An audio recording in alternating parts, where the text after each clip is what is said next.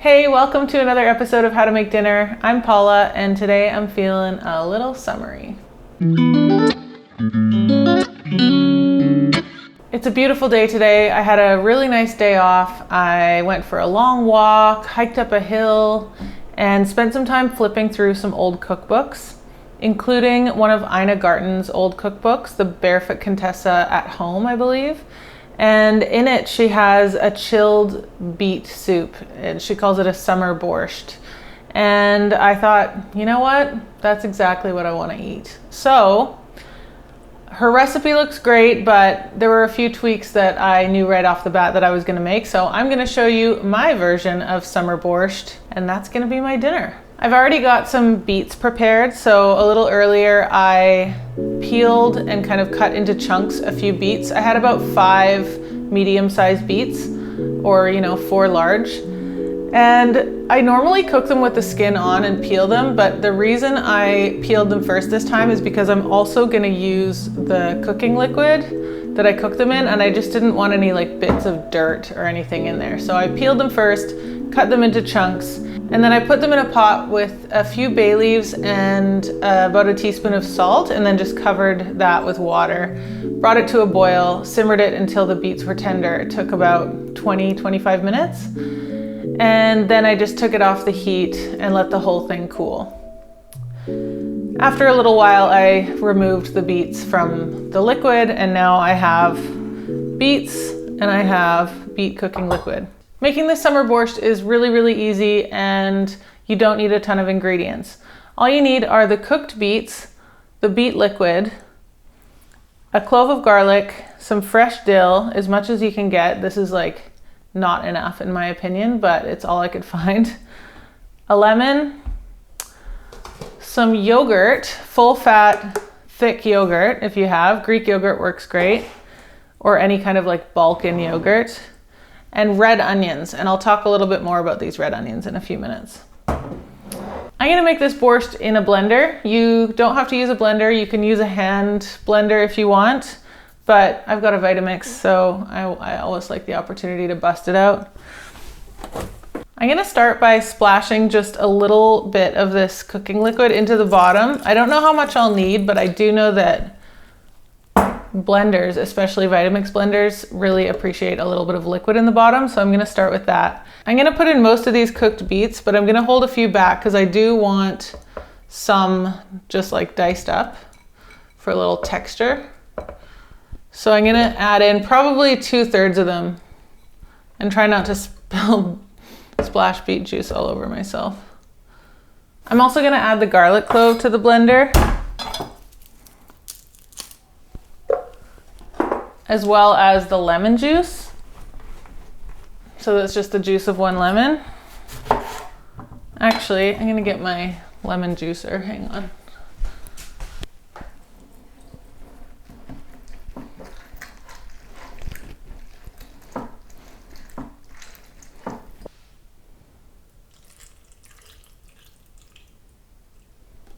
And I'm also gonna add about a cup of yogurt. So I'm eyeballing it, and I think it's gonna be about the same volume as the beets, more or less.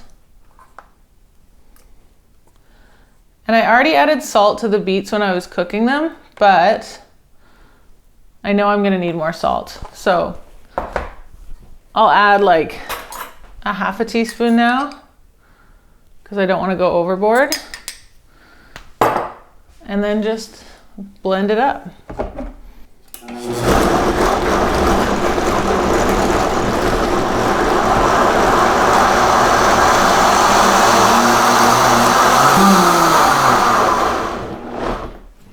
So at this point, to me, it's all about the color, and I can see that this is a really, really cool color.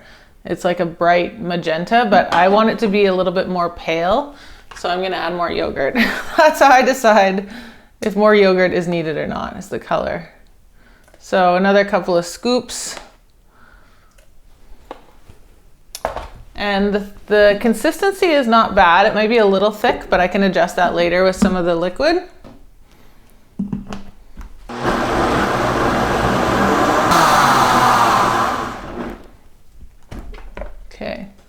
Look how cool looking that is.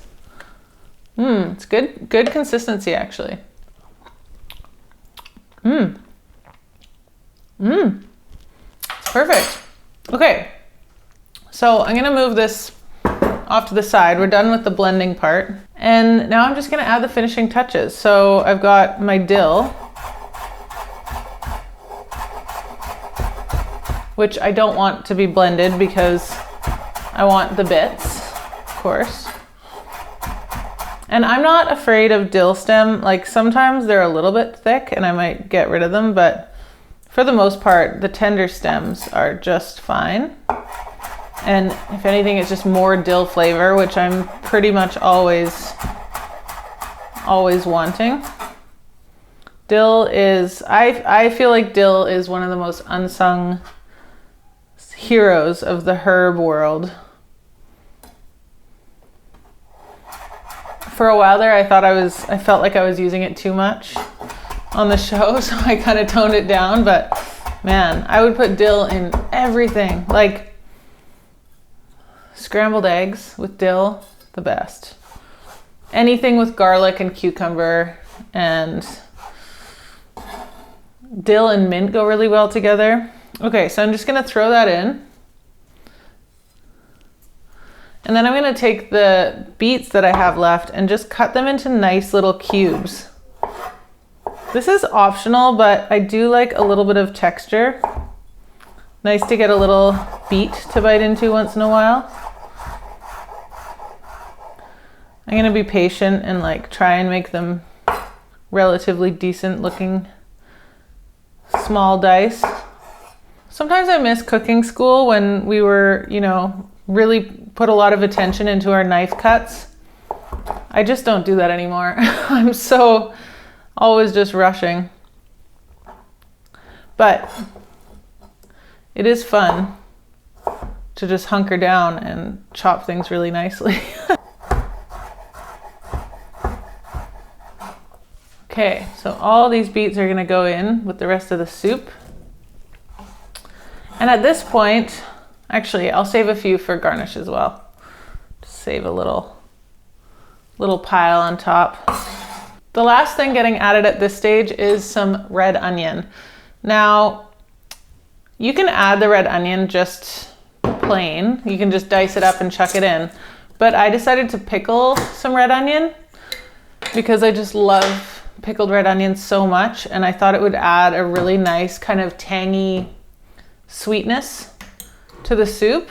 So all I did to make these pickled red onions was I took equal parts water and red wine vinegar and about half that amount of sugar. So it was a cup of vinegar, cup of water, half a cup of sugar, just regular white sugar. Brought it to a boil on the stove. And then I thinly sliced some red onions and packed them into this jar. And then I just poured the hot liquid on top. And they've been sitting in the liquid for about half an hour now, so they're still kind of warm. But they can stay in the fridge now like this for a long time. I'm gonna take a nice pile of red onions and I'll just cut them into a little bit of a dice the same size as the beets.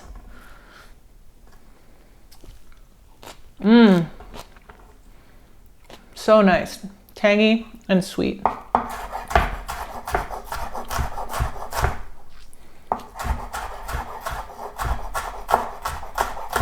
Ina had added some sugar to her Summer Borscht, and I think that sounds nice. I don't think that it needs it, but if you're one of those people who really likes sweetness, go for it. I think the sugar in these red onions are gonna do the trick for me. So that's about like, I don't know, a handful.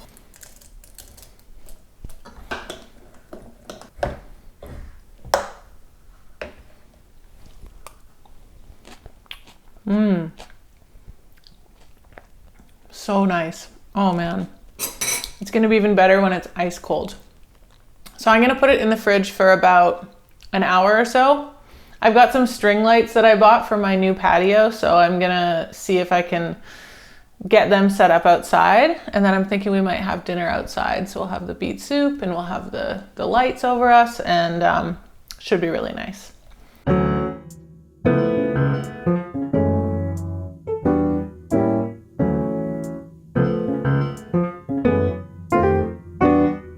So it's been about an hour.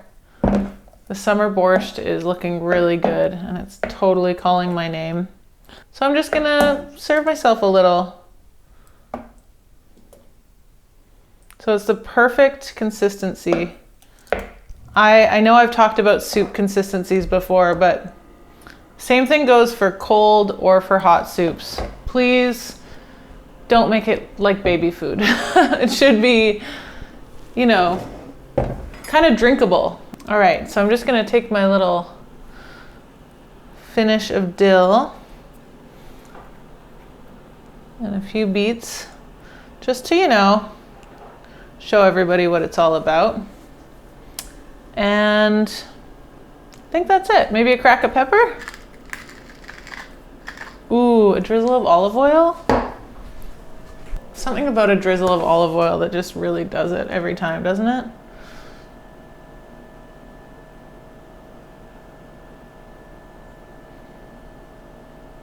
It's those little droplets. Mmm. Mmm. Mmm. It's so good. Mmm. This is perfect for those tangy lovers. If you love sharp, that hit of vinegary acidity, you're gonna love this. Mmm. Because it's got the lemon and then it's got the tang from the red onions. It's so delicious.